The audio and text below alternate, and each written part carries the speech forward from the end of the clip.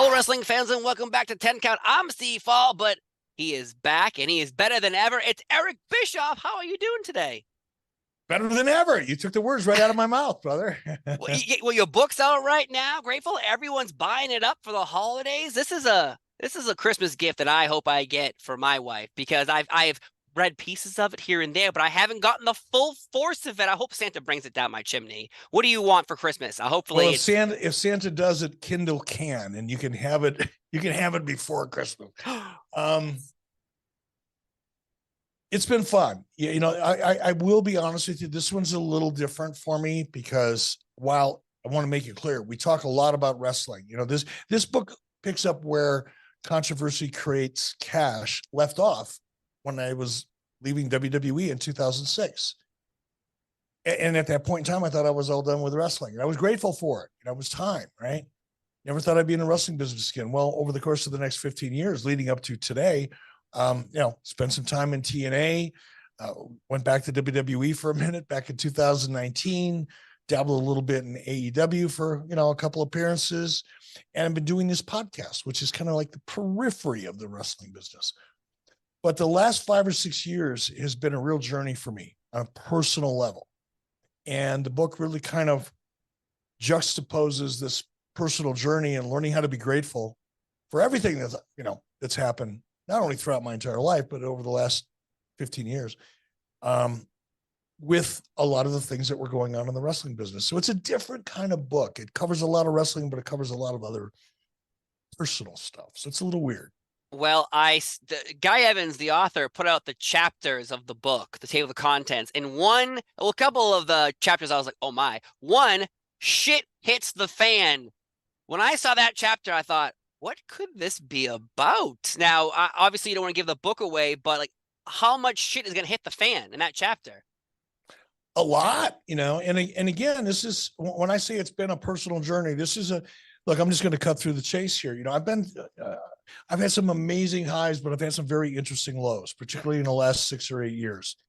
And coming out of those lows and learning that the way to get out of those lows was to find things to be grateful for, no matter how bad things were. And being able to learn how to do that. And I'm still struggling with that, man. It's a discipline. It's a little bit like martial arts. You got to keep doing it every day to stay good at it. But the lows that I describe and the shit that hits the fan, as we describe in that chapter, it's not good. So but I'm assuming it's personal. Out of it. Oh no, it's very personal. So I guess the question would be, how low are we talking about in life? Are you talking about financially, mentally, physically? Because obviously this book's going to reveal a lot about who you are and your soul. Mm-hmm. And showing everyone, it's kind of like you're naked, you're showing everyone everything about you in this book. And how does it make you feel when you're really going to share the lowest lows and the highest highs? That's the part that's weird. That's the part that's weird because here's what I've learned, Steve, and I don't mean to be philosophical here. And I try not to be in the book because I'm not trying to change anybody else's life. I'm not trying to be a self-help guy. I'm not, none of that. I'm just sharing a personal experience juxtaposed against the wrestling industry. But yeah, when you pull down your pants and show the world your ass and you share things that typically we don't like to share. We don't like to talk about our finances unless you're, a YouTuber and you got to, you're building your audience by showing, people how you live such a glamorous life. But, typically when things are not going well, you don't want to share that. You don't want to be judged. You don't want people to think less of you. Or if it's your personal life and you're having marital problems, you don't typically want to talk about that. And by the way, I want to make it clear, I've not had any marital problems. In fact, that's been the thing that I've been the most grateful for is my wife is a rock of Gibraltar, but I'm using that as an example. Yeah. Typically, when you share very personal things, they're generally good things. Yeah. We all are fearful of being judged, and it's human nature. And I'm that way. None of us want to be judged by our mistakes or our perceived failures or challenges, right? We don't want people to think less of us. We have a fear of that. Yeah. And I learned through this journey that accumulating that fear and not wanting people to know or hoping they don't find out is like adding mental and emotional baggage that you have to drag with you 24 hours a day. Mm-hmm. And the more things you hope people don't find out or discuss or learn, the more weight and emotional weight and baggage you're carrying around. And that's one of the things that I've learned. And the podcast is really the light bulb. That's my light bulb moment. You know, when I woke up one day and I went, I'm going about this all wrong. I'm defensive. I'm trying to protect my, perception of me and my integrity or whatever compliment. I don't want people to, call me out on things, whether they're real or they're not, which Yeah. in most cases they weren't. But it made me very defensive. And I found myself going, you know what? I'm just, because I had to. Conrad really forced me into it.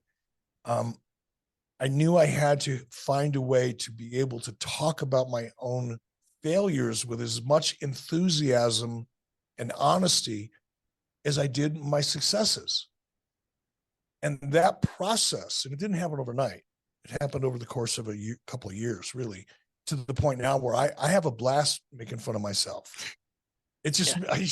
Because there's a lot of there's a lot of material there, you know. Forget about 83 weeks. This podcast is going to last for the next 15 or 20 years. Oh my God. I love it so much. Was it that Sting episode? I know that was one that I remember listening to, that one where Conrad like yelled at you about Sting not being tamed enough, not showing up, whatever that. And then the next episode, it started off with like you guys talking about what happened. And it was you actually kind of admitting out loud, you're like, you know what? Maybe I got too defensive. Maybe I got upset. And like, I feel like from that point on, suddenly you were like laughing about it versus being, like you described it, being defensive about the things that people are pointing out, saying, well, how dare you? How dare you point out that I did this finish or didn't do this finish? Like that, I feel like that's the beginning. If that's, we're trying to find a point in time. That was the cathartic moment when I realized, I mean, at the end of that episode, that Sting episode, and before the following one, I had a couple of days to myself and I went, this podcast is not going to work if Conrad and I don't develop a charisma or a balance and our own charisma and chemistry is what I'm trying to say. And there's no way we're going to have that chemistry if I'm defensive. So if this is going to work, I have to learn how to have fun and be grateful for this stuff. And that's when it started happening. And then the more it happened, the more fun I had doing the podcast. The more fun I had doing the podcast over a period of time, I went, well, you know what? What do I have to be embarrassed about? I talk about going into bankruptcy, a Chapter 11. It was a business-related bankruptcy. It wasn't because I was out buying cocaine and hookers, but it was at my age. I think I was 62 at the time. Who wants to end up there, especially a guy that's made millions of dollars in the entertainment business? Right. That's kind of embarrassing, but I thought, it's not. It's not. I took some risks. The risks didn't work out. It was painful. It hurt. It was one of the bottoms that I bounced off of. Fortunately, I've never had a problem with drugs or alcohol or marital issues or anything like that, or health issues in general. I'm healthier now than I probably was 20 years ago because I have to be. I'm aware of how old I am, and if I want to stay getting older, I got to be healthier. But are you telling me your hair wasn't always black? Is that what you're trying to tell me? No, my hair started turning gray when I was 27, brother. I know. I remember on the podcast. I remember you mentioned that, but also when Vince McMahon shaved your head and he started pointing out like your hair's all white. Oh my God! Like you phony. He said, "You phony son of a bitch." And that's like, you're telling me Vince McMahon doesn't have, his hair is all natural. He grew up every day. By the way, dude, how about the stuffed shoulder pads in your suit coats? Right. Come on now. Like I love him, but it's like at the same time, it's like if you're gonna call someone else a phony, maybe look yourself in the mirror. Maybe. Nah, I was just having fun. I like Vince. I respect Vince. Of course. And I don't remember we talked before, but I think we talked about how Stephanie and Triple H and Nick Khan were taking over, but like the transition of power of Vince into those people I just mentioned, have you been watching? Have you noticed? Have you seen a difference in enthusiasm, at least amongst fans too? Yes. Well, full disclosure, I drop in on wrestling. Yeah. Like I'll watch a few minutes of AEW here and there, or I'll drop in a couple times throughout an episode while I'm watching something else and switch over, go back and forth. Or if there's something going on with someone that I'm interested in, I'll make it, a point to, it becomes destination programming for me at that Yeah. point. But generally speaking, I'm dropping in and out. I'm sampling the product. I'm not like an avid hardcore fan that watches 3 hours of Monday Night Raw. I can promise you that never happens. I keep my finger kind of on the pulse by either and or dropping in and just following the trends, looking at the ratings, seeing some of the unique things that are going on that are different in terms of formatting or character development, because that's what interests me. And people sometimes get confused when I say that I don't watch wrestling much. I don't enjoy wrestling the same way perhaps you do. Right. I don't have one wrestling figure or magazine. I've got nothing. I've got one picture of me and Triple H and Vince McMahon at the Hall of Fame up in that corner. It's actually a plaque that I got from WWE. I got one up there with Jay Leno. Hey, Jay, I hope you're getting better, brother. Catch yourself on fire in the garage like that, you knucklehead. And I got one of me and Muhammad Ali over in that corner. That's it. That's all my memorabilia that I own. Really? You don't So have boxes of anything? No. Nothing. No, you don't. Oh, never, wow. Never. Action figures, I gave them all away. Nothing. So when I watch wrestling, though, because my interest in wrestling isn't in what's going on inside of the ring necessarily, directly. It's what's going on behind the scenes. What's happening to elevate the industry? Yeah. In any way, shape, or form. How is the business of the wrestling business being grown, if it is or isn't? That kind of stuff interests me. So what I've noticed, obviously, because the stock market was the first thing that I kept my eye on when I heard about Vince retiring. Yeah. I didn't go, oh wow, what's going to happen to creative? Oh my gosh, what's Triple H going to do when he takes over? Oh, who's going to get the title? Blah, blah, blah, blah. That's what wrestling fans do. And I'm not knocking that, by the way. My first thought was, I'm watching the stock.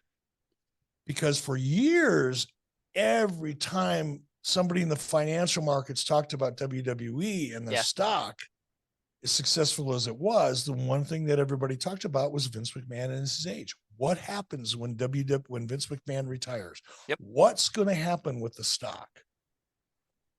That's the first thing I started paying attention to. And then I started looking at the ratings. And then I started looking at some of the creative, i.e. the White Rabbit story. Yeah. Right.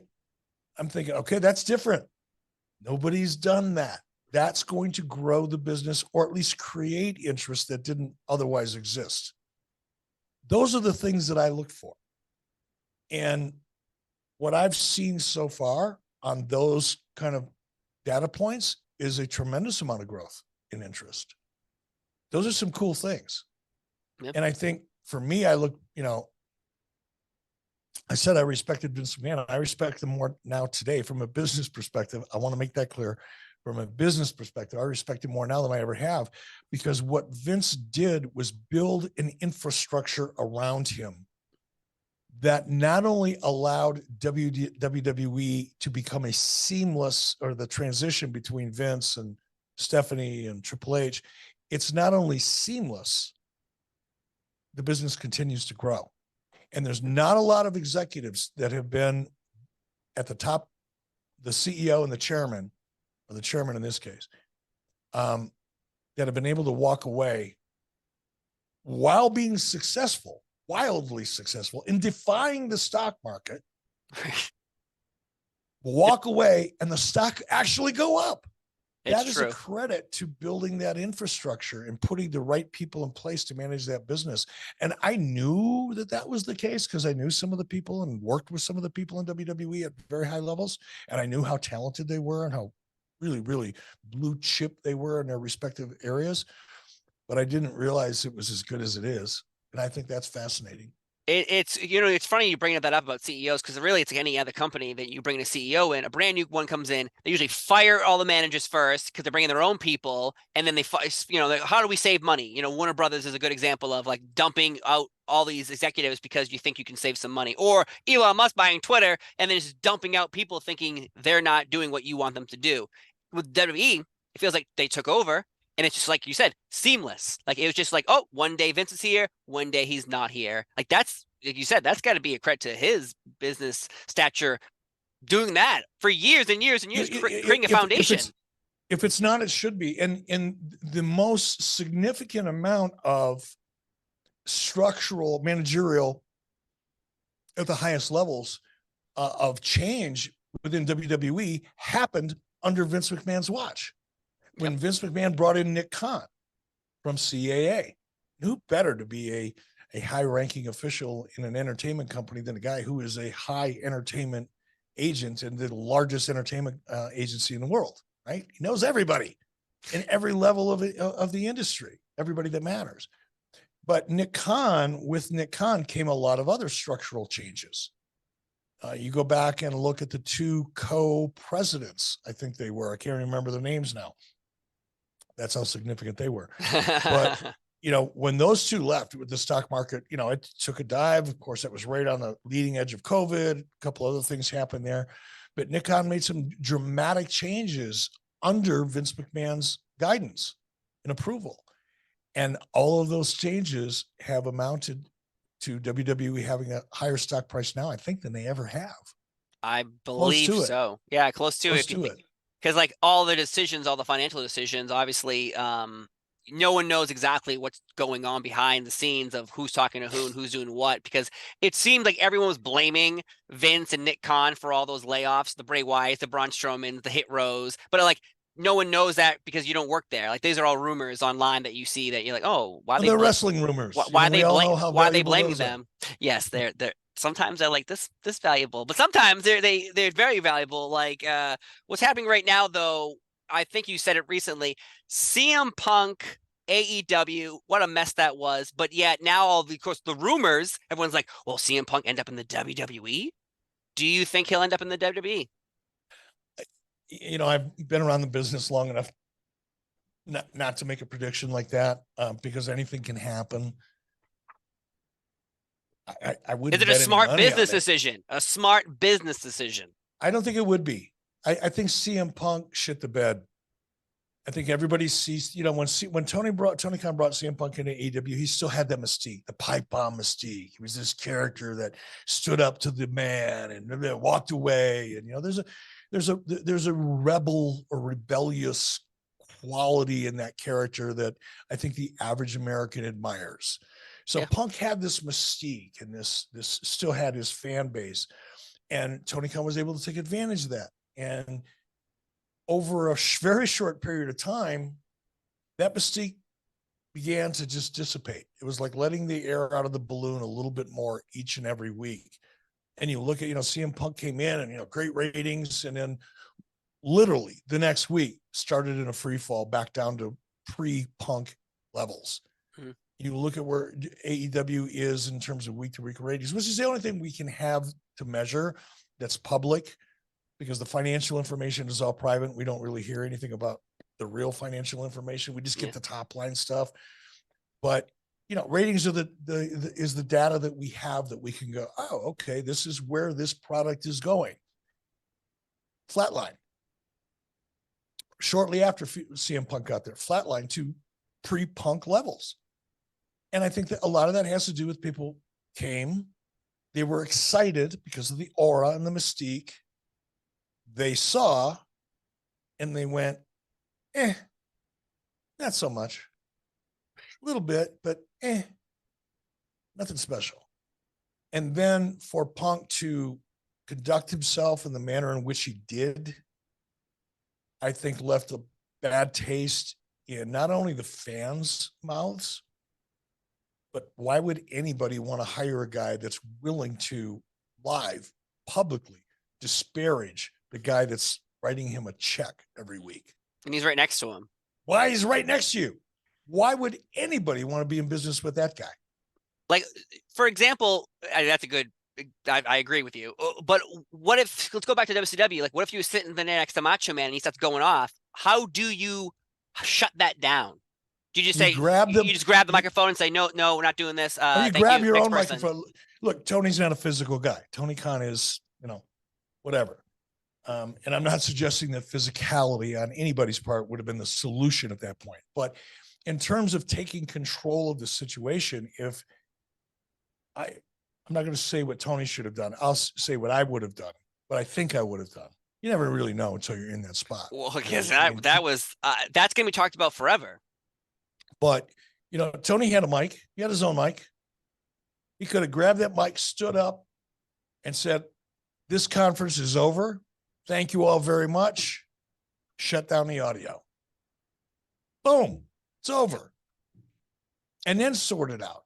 But to sit there and be thrashed and filleted like a fish by a guy that you're writing a check to for more money, 5 times more money than he's really worth, is mind-boggling to me. And again, I'm stubborn in some respects. I think the most important quality that anybody has in life is loyalty and integrity above talent. And if someone would be that disloyal to me and show that lack of integrity, I would never want to be in business with him. I don't care how much money I can make, because it's going to be a short-term win. You're going to win for a minute and you're going to be sorry, because that's been the pattern, hasn't it? It's a well-established pattern. True. So no, I wouldn't hire him back. Interesting. Thank you for sharing your thoughts on that, because I was always wondering, like, what would Eric Bischoff do? This Hogan goes off. Does Eric grab the microphone? Like, this is go back to like Hog Wild or something like that. But also, are you aware there's a fake Eric Bischoff Twitter account with a blue check mark out there impersonating you?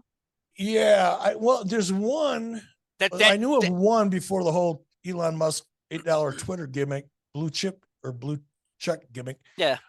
And the one guy that was out there, he said this, "I'm not the real Eric Bischoff, is a parody account. And he's just a supporter and a fan. So, no problem." But the other idiot came out and was, inappropriate to say the least. And I think he got suspended. Yeah, he was writing a lot of very heavy things, and I was like, someone must have told Eric this. Like, see, someone must have told him, right? Like, texted him, emailed him, whatever. But yeah, that was interesting. I saw it right away, and I went through the process of saying, how do you report that? And I was busy. I figured anybody that follows me knows that's not me. You can see the follow account was obviously, it's like your high numbers, and this guy had maybe 1,000. Yeah, but at the same time, it was so negative, and you never know. Somebody's scrolling through fast, they don't pay attention to go, "Wow, Bischoff's lost his freaking mind." But by the time I figured out how you report something like that, he had already been reported by other people, and he was gone. Yeah, that was interesting. I was just like, oh my God, like, why is someone being like, you know what I'm gonna do today? I'm gonna start a fake Eric Bischoff account and try to bring his name through the mud, which is very confusing to me. And that's what one of the things that I responded to is like, what a weird way to get a rush, right? Right. Well, I mean, and I think my tweet was, what a weird way to get a jam or get your jam. Because to spend the time, let alone $8, but to spend the time to do something like that is really weird to me. I mean, you'd have to be a psychiatrist to figure that one out. I'm not. I don't even know if you could figure that one out. It's very weird that that's happening right now with everybody. But one final question though, about your book, Grateful, it's out for now. I hope Santa Claus brings it to everybody for Christmas. But there was a chapter also that really jumped out at me, Move to Mondays.